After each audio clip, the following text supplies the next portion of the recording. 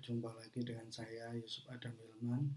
Pada kesempatan ini saya ingin menyampaikan tips dan triks terkait bagaimana mempersiapkan artikel atau bagaimana uh, melakukan persiapan terhadap artikel ilmiah yang akan dibuat. Jadi pada kesempatan ini saya akan menyampaikan tips mengenai hal tersebut.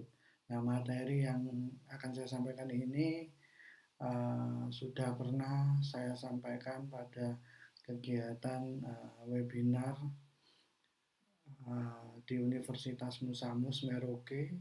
Pada kesempatan ini poin-poin pentingnya akan coba saya ulas kembali untuk memberikan gambaran terkait tips-tips dan trik-trik tersebut. Saya akan share terlebih dahulu.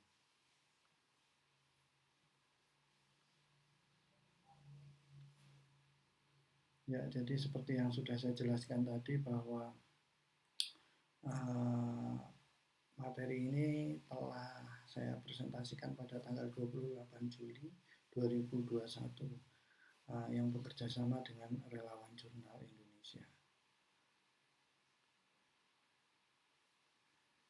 Jadi kita akan sedikit membahas tentang publikasi ilmiah bagi mahasiswa. Jadi ada beberapa poin penting yang menjelaskan tentang publikasi ilmiah itu seperti apa dan bagaimana.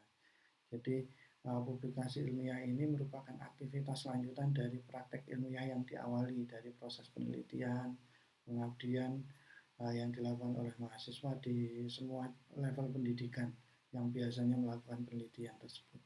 Kemudian publikasi ilmiah saat ini menjadi salah satu tren untuk mengganti tugas akhir ataupun memperkuat luaran untuk tugas akhir tersebut. Kemudian poin yang paling penting adalah publikasi ilmiah ini akan jadi media penyebaran ilmu pengetahuan lebih luas lagi. Tidak hanya di perpustakaan, melainkan nantinya akan jadi draft-draft atau manuskrip-manuskrip yang bisa terbit di jurnal internasional, buku, dan seterusnya. Kemudian medianya apa?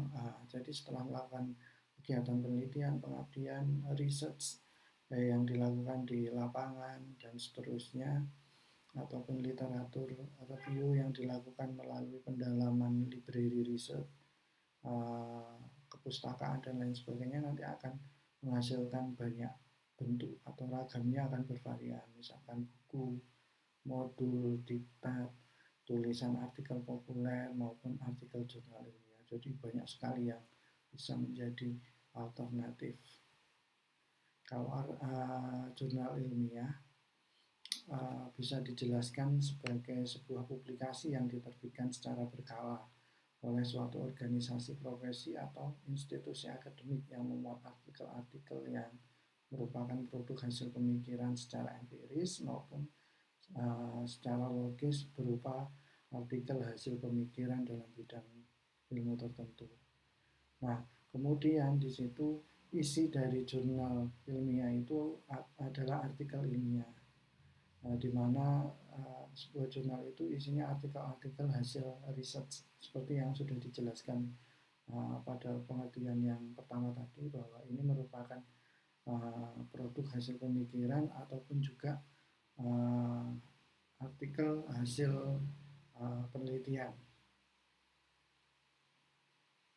Kemudian disusun secara sistematis mengenai kajian atau hasil penelitian tersebut disajikan untuk halayak ramai, untuk masyarakat ilmiah atau untuk masyarakat ilmiah tertentu, di mana audien khususnya ingin menyampaikan hasil kajian dan kontribusi dari penulisan ini. Nanti untuk apa, bagaimana, dan seterusnya, sehingga nanti bisa diperdebatkan, dikaji ulang, kemudian diperkuat. Nah, seperti itu modelnya. Kemudian kita akan membahas publikasi ilmiah untuk mahasiswa. Jadi kita akan berbicara tentang apa yang harus dilakukan seorang mahasiswa. Yang pertama, dia harus mempersiapkan hasil penelitian dari skripsi, tesis, atau disertasinya. atau mungkin mempersiapkan penelitian untuk menyusun skripsi tesis dan disertasinya. Kemudian nanti akan diolah. Kemudian poin yang kedua adalah melakukan pemilihan jurnal yang sesuai dengan kajian atau skupnya. Misalkan teman-teman jurusan ilmu komunikasi, berarti teman-teman harus mencari jurnal-jurnal ilmu komunikasi atau jurnal-jurnal ilmu sosial yang sesuai. Kemudian melakukan proses penerbitan artikel pada jurnal ilmiah. Jadi tahapannya ada beberapa tahapan yang harus dilakukan. Kemudian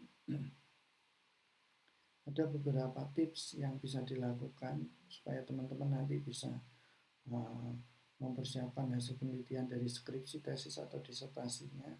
Yang pertama, harus punya keterampilan MS Office yang akan menunjang penyusunan tugas akhir, karena agak sedikit berbeda nanti hasil dari tugas akhir itu nanti dikonversi melalui tulisan yang lebih ringkas lagi, mungkin sekitar 10 sampai 20 halaman, yang nanti di situ merupakan intisari atau poin penting dari tugas akhir teman-teman. Kemudian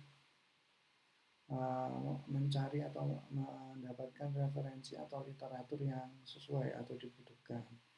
Kemudian memiliki dosen pembimbing yang bisa mengarahkan. Jadi nanti teman-teman harus koordinasi dulu, komunikasi dulu dengan dosen pembimbing yang bersangkutan. Kemudian harus mulai familiar dengan beberapa academic tools seperti reference tool untuk melakukan kutipan dan lain sebagainya, Grammarly untuk perbaikan bahasa asing, kemudian plagiarism tool untuk mengecek derajat similarity-nya atau kesamaannya pada level mana. Jadi originalitas harus tetap terjaga juga.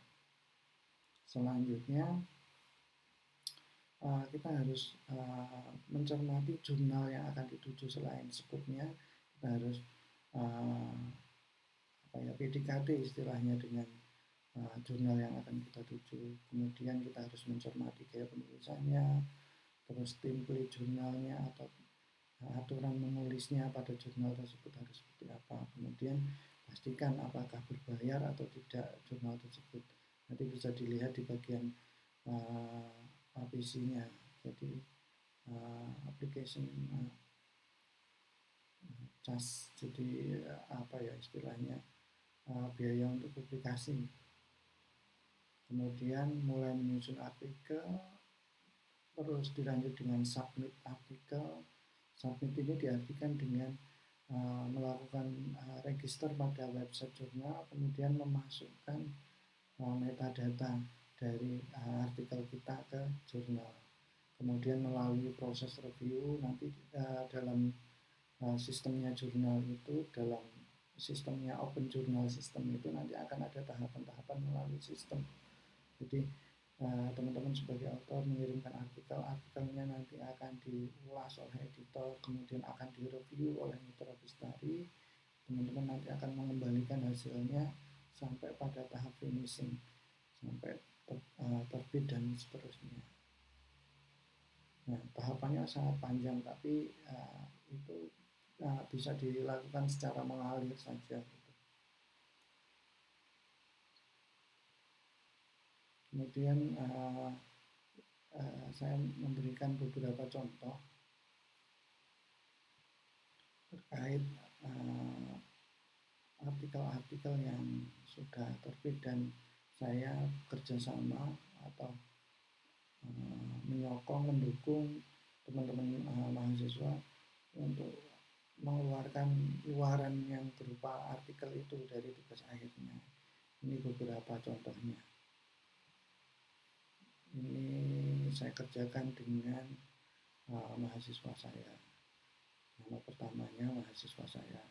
Kemudian yang kedua juga seperti itu.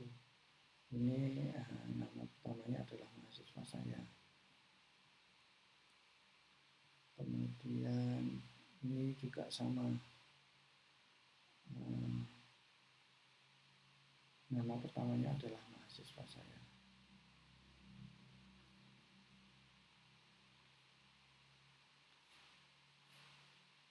Jadi teknis cara mulai mempersiapkan manuskrip sampai pada tahap penerbitan artikel itu memang sangat panjang, tapi perlu adanya kerjasama tim, perlu komunikasi dengan dosen pembimbing, dan perlu mencermati poin-poin penting yang ada di jurnal itu, sehingga apa ya istilahnya tahapannya berjenjang sehingga teman-teman bisa melakukannya dengan maksimal. Nah, demikianlah tips yang bisa saya sampaikan. Apabila ada kesalahan saya mohon maaf. Saya akhiri. Bila bisa bilang, wassalamualaikum warahmatullahi wabarakatuh.